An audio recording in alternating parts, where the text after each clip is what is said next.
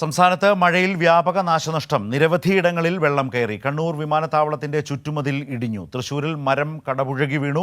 മലയോര മേഖലകളിലും നിരവധി നാശനഷ്ടങ്ങളുണ്ടായി. ശക്തമായ മഴയിൽ സംസ്ഥാനത്തിന്റെ വിവിധ ഭാഗങ്ങളിൽ നാശനഷ്ടങ്ങൾ റിപ്പോർട്ട് ചെയ്തിട്ടുണ്ട്. മഴയിൽ ആലുവ നഗരത്തിൽ കനത്ത വെള്ളക്കെട്ടുണ്ടായി. പുളിഞ്ചുവട് എറണാകുളം റോഡിൽ വെള്ളം കയറി. പരിസരത്തെ ചില വീടുകളിലും വെള്ളം കയറിയിട്ടുണ്ട്. മണിക്കൂറുകളോളം അതിശക്തമായി പെയ്ത മഴയിൽ യാത്രക്കാരും വാഹനങ്ങളും കുടുങ്ങി. രാവിലെ മുതൽ മഴ തുടരുന്നതിനിടെ തൃശൂർ നഗരത്തിൽ ജനറൽ ആശുപത്രിക്ക് സമീപം സെന്റ് തോമസ് കോളേജ് റോഡിൽ കൂറ്റൻ മരം വീണു.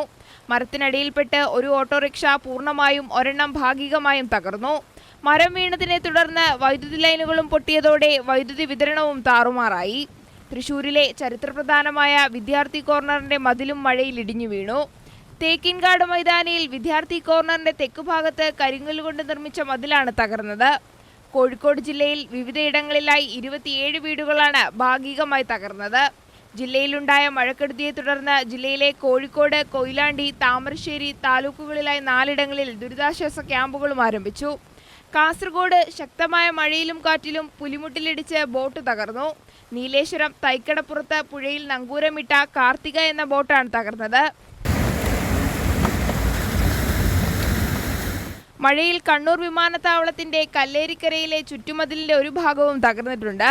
ശക്തമായ മഴ തുടരുന്ന സാഹചര്യത്തിൽ മലയോര മേഖലയിലുള്ളവർക്കും മത്സ്യത്തൊഴിലാളികൾക്കും ജാഗ്രതാ നിർദ്ദേശമുണ്ട്.